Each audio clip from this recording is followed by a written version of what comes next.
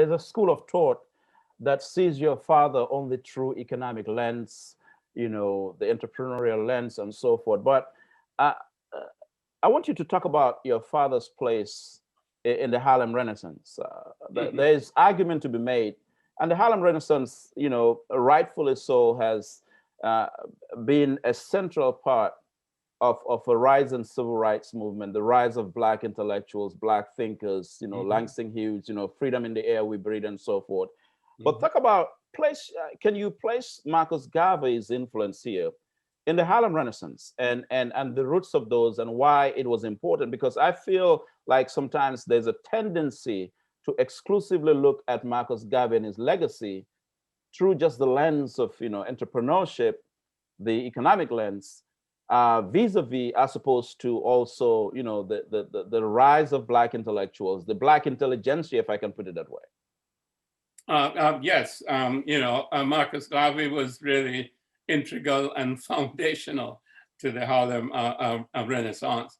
I mean, if you think about it, who else was talking about Black consciousness at that time? There was nobody else.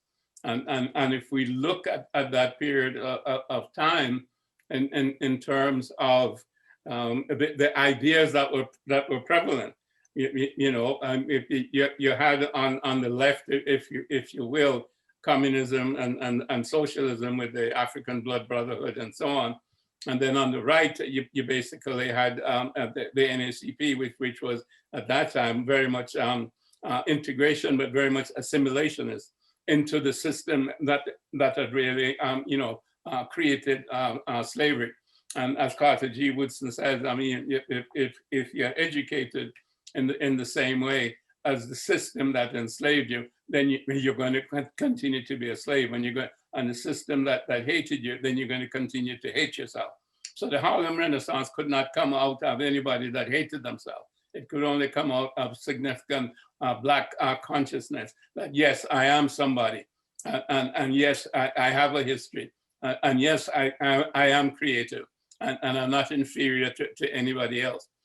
And so definitely, Marcus Garvey was critical to that.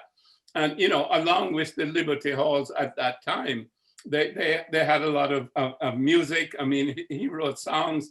He had a group called the Universal Jazz Hounds. I think that was when he got back to Jamaica. But, he had Marian Anderson singing at Liberty Hall in Harlem, etc.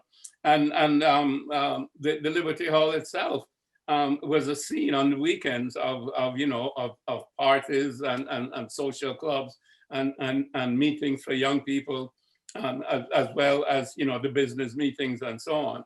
So it was a complete cultural expression, and not just the business arm of it. And there was the ladies auxiliary.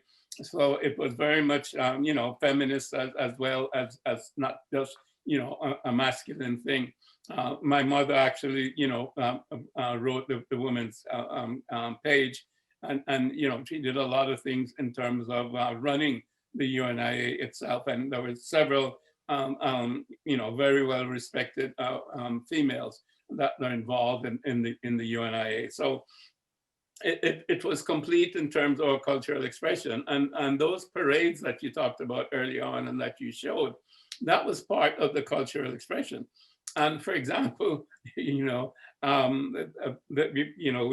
have sayings like this. For example, Malcolm says that when he would go to the UNIA meetings with his father, that his father was a different person at the UNIA meeting. When he walked in there to the Liberty Hall, his chest was puffed up and so on and so forth. And we had so many other statements that a guy who was a porter during the week, and when he went to his UNIA meetings, he put on his African Legion uniform, and man, he was a sergeant in the African Legion or whatever.